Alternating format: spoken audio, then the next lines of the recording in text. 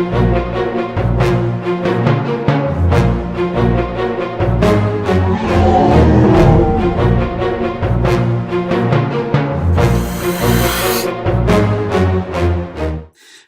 and welcome to my Keeper Diary for episode 5 of Chaosium's Two Headed Serpent campaign run by me. My name is Marty Jobson and I am the Keeper of Arcane Lore.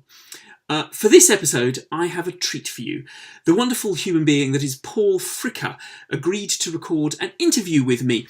Now, Paul is not only 1/3 of the author team that concocted the Two-Headed Serpent, but also, and in particular, the person responsible for the Bolivia chapter that my players are currently butchering. Here is what he had to say. So, hello, Paul. Thank you so much for joining me here on the Keeper Diaries. It's been a fantastic series of adventures, and we're having so much fun with it. It's great. Okay, well, hi there, Marty. Yeah, I'm glad to hear you're enjoying it. Good. Now, there are on this book here, which I now have the full colour beautifulness that it is. It's such a nice book. I mean, it's just everything about it. When something like this comes out, it must be a real buzz for you as somebody whose name is on the front.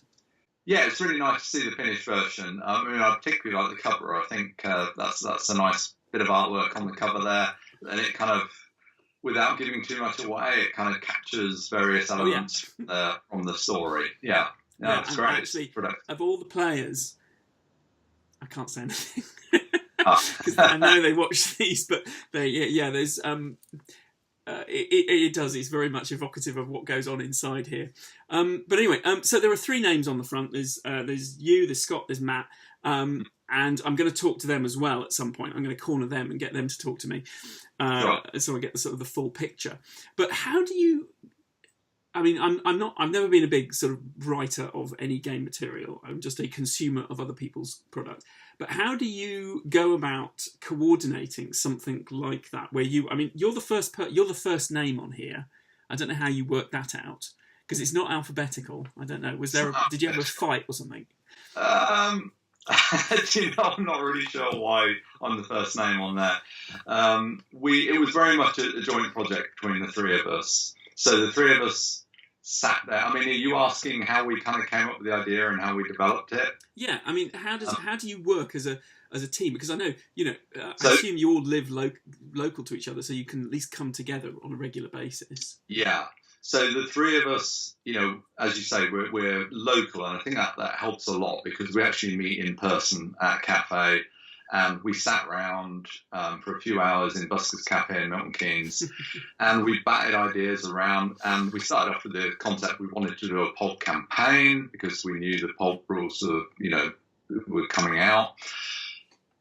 And so we kind of hit on that kind of, it wants to be in that 30s period. And we looked at various things that were going on in the world then to get some inspiration for settings. And then we just started to sort of throw around some ideas between us, and then it started to take a very loose shape.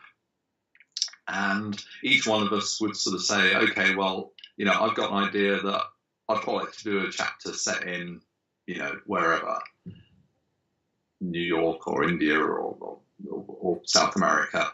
And, that chapter would then be allotted. So I ended up doing chapter 1. Sometimes the chapters would be shuffled around a little bit if it seemed appropriate, but so I think we each did a couple of chapters, and those were very much our thing, but the others would get an input on it, particularly so we all play tested it, and we'd each feedback to the others on how that chapter went, and how we might have suggestions for adding things or changing things. So how did I know there's a lot of playtests and this is one of those delightful things because in the book you've kind of added little sort of snippets of playtest notes. Group in playtest did this and did that, and I've nicked some of the things that have some ideas. I used some of that. Somebody got swallowed by a large snake. Right. Yeah. It became inappropriate. I thought, okay, yeah, we could do this. That looked like fun. Does that actually change in experience? I mean, when that comes back, to the author of the individual chapter, do you then change stuff because of that, or is it just interesting to see, yes, that works? Because Call is quite a sort of the scenario is always a slightly more fluid thing. It's not quite so linear. How much does it impact on the final product, I guess?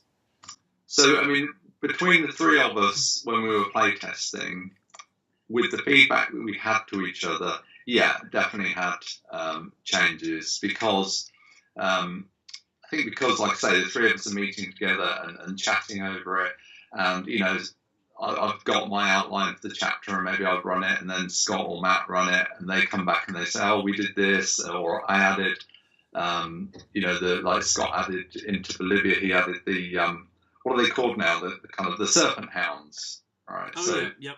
So he'd kind of had this idea about putting those in. I was like, oh yeah, they're really cool. Let's stick those in.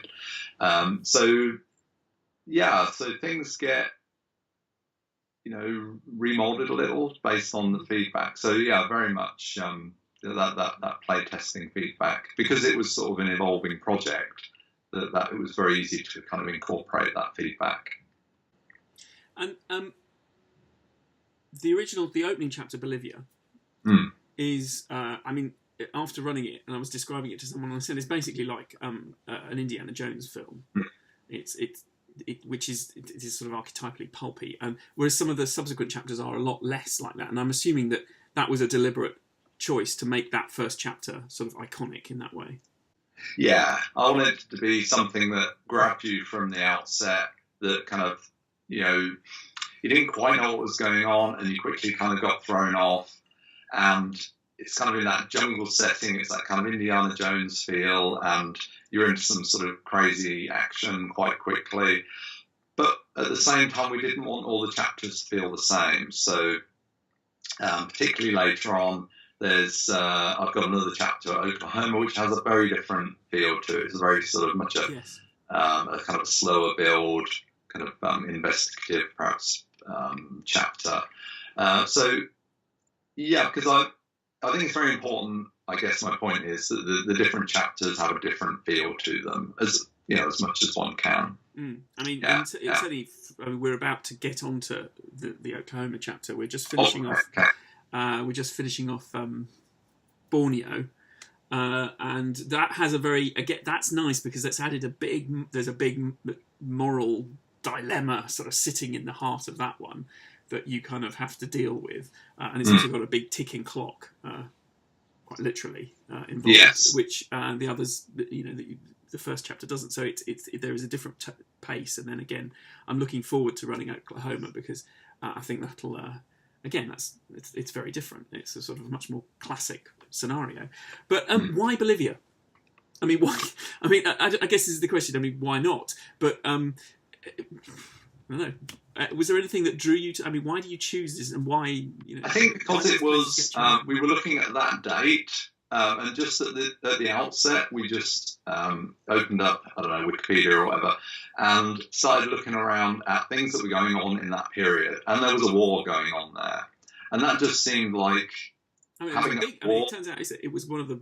Was it not? It's like the biggest conflict in South America or something. I think so, yeah. Yeah, I mean, it's very much kind of over there in the background. So it doesn't really feature very heavily in the scenario. But it gives an excuse for the sort of disorganisation and chaos and turmoil of the country, which allows one to have things having happened already in the scenario, and an excuse for some of the premise of what's going on there. So that was just a seed, I suppose, for an idea. So there's some chaos and stuff going on there. There's a lot of kind of forest and jungle and so on. That seems like a good setting. Let's go with that. I don't tend to, personally, the settings to me, they're important, but they're not really a start point. So it's kind of, I wanted somewhere where I could set a kind of Indiana Jones type adventure. We looked, and that seemed to be, that lent itself to that, I thought. Because it doesn't really draw, that chapter doesn't particularly draw on the local indigenous sort of culture much. No, very little. It's really about just putting the player characters as kind of fish out of water, and it allows them to go in as a sort of charity aid team. Sort of that's the premise of it. They're a medical charity going in to provide help to the local community, and that's the starting point. And I think that's all you need. Once you're there, other stuff takes over.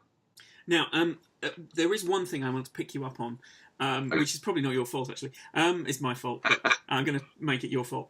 So one thing that came up when we were towards the end of that chapter, and this is all. I mean, we are spoiler-ridden in this particular strand on YSDC, and that's been made clear. Right. So don't worry about that. So one of the things comes up. We're in the temple, the big climactic temple scene. Right. And they see Tyranish. How are you pronouncing it? What is the official pronunciation? Tyranish, yeah. Tyranish. Yeah. Okay, you're going that way. Tyranish. I don't speak serpent tongue fluently, but that's the best I can do. Everyone has to. So, and I'm describing the scene, and I refer to her as a she.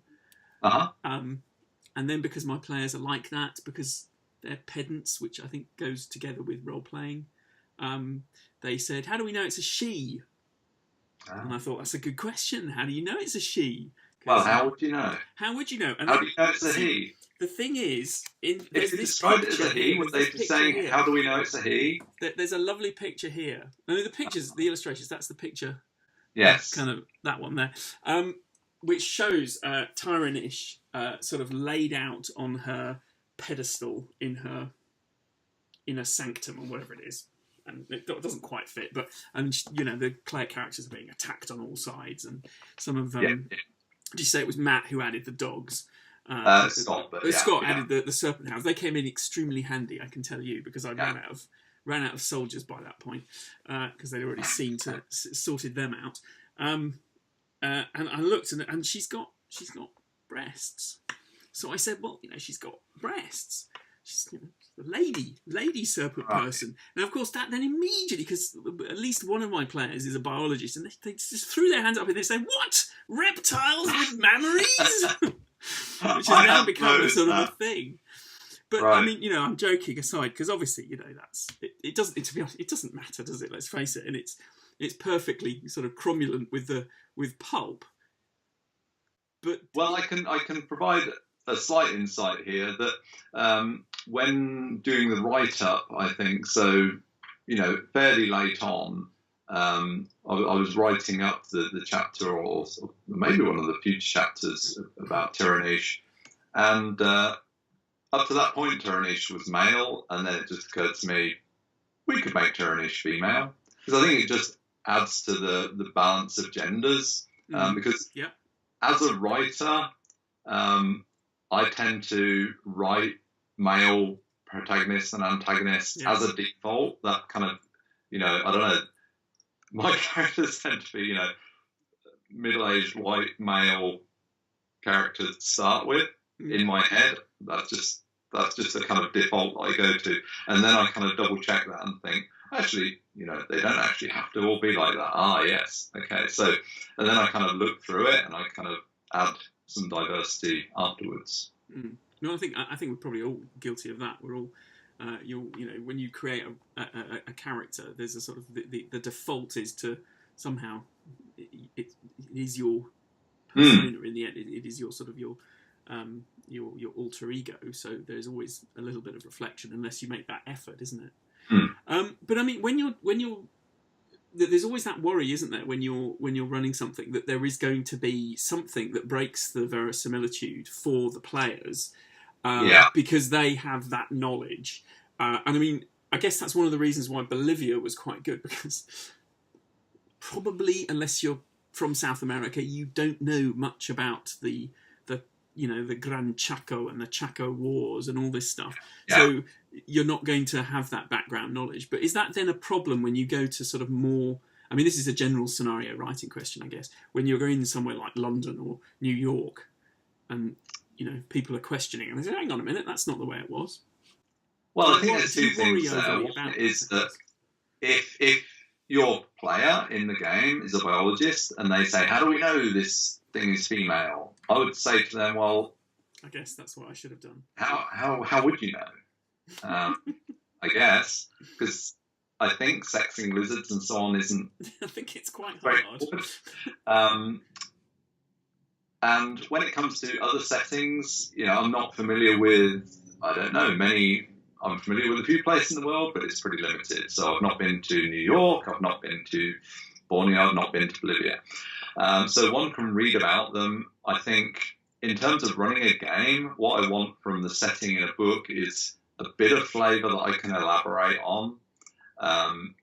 And that's, I've always found that's generally fine. I might not be portraying the place exactly as it genuinely is, but if I can give some sort of flavour to it, just to give some sort of depiction to it, obviously, I was going to say the more information, the better, but I'm not actually sure that's true because there's a limit to how much information I can take on and how much detail is actually helpful to me as a keeper. And some people will want more, and some people would just want an outline. And nowadays, it's not hard to find more information about a setting if you want to go out there and do that. Hopefully, the book gives enough colour that one can elaborate upon that to provide a picture for the players. Yeah, I think there's more than enough, and I certainly sort of pulled out some pictures of the. I pull out some pictures of the flora and fauna and a few, kind of just go to Google and just print a few things out and let them have those. Just to add a little bit to that opening kind of paragraph almost, where you're describing that initial setting, which I think is quite nice. But there's more than enough in there. Okay, so let's go back to the scenario. When you've run it and in the playtest, what were your sort of favourite take-home bits from it? Your favourite sort of pulpy moments?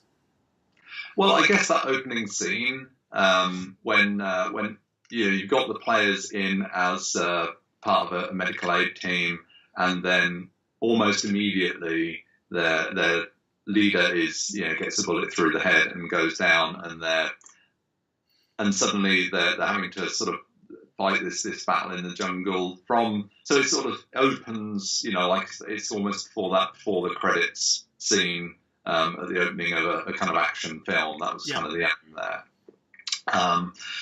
Later on, I think when they first approached the medical aid camp, right.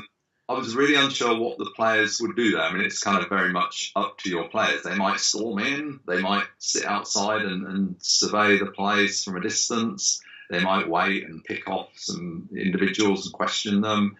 My lot kind of, they sat and watched rather than they went in and they talked to these guys. And I've got it such that, the disguise of the serpent people isn't too great. So they've got these skins kind of stretched across their faces. And that was another thing we had. We didn't want them all to be the same. So the serpent people kind of reflected the area a little bit, or just different levels of ability. So some can disguise themselves really well, and some, pretty poorly. Yeah, not so good. So we wanted some diversity among the serpent people. But I guess the other standout one was the combat scene in the temple at the end. I think every time that big snake is going to eat someone. If that doesn't happen, Yeah, that is, and it's nice that and it's a sort of I felt a bit guilty because okay, so to sort of explain if people haven't got the book, there's a big snake and there's a suggestion of something that's happened in the book that somebody eats the snake. It gets eaten by the snake rather, get that right around, and fights their way out, literally. It's a brilliant. It's a sort of a brilliant moment, and obviously somebody loses their marbles, and you think, well, this is the obvious thing. Your character's gonna think this is a great idea, so they did, and it was most amusing. And then actually, I think in that for us as well, because we've got one of our characters, one of the guys is playing a matador. Mm-hmm. Which is quite nice. Right, okay. Ended up riding the snake. Kind of Dune-like. Stabbing it in the head, whilst the other one was inside fighting its way out, and everybody else was shooting it. So, that worked really well. Oh, good. So that was it was a really good opening sequence, and then yeah, we've moved on to this slightly more morally challenging Bornean scenario. We should probably draw. I think we've been talking for more than enough time. So, Paul, thank you for joining me to answer my questions. We're having an awesome time with the campaign. Can't wait to carry on with it. And I might come back to you and ask you on subsequent chapters. Okay. So, thank you very much. Okay, well, thank you, Marty. Ladies and gentlemen, thank you for watching this 5th Keeper Diary to accompany the audio recordings of our Two Headed Serpent campaign. Coming up in episode 6, the conclusion of the Bolivian debacle and a return to New York.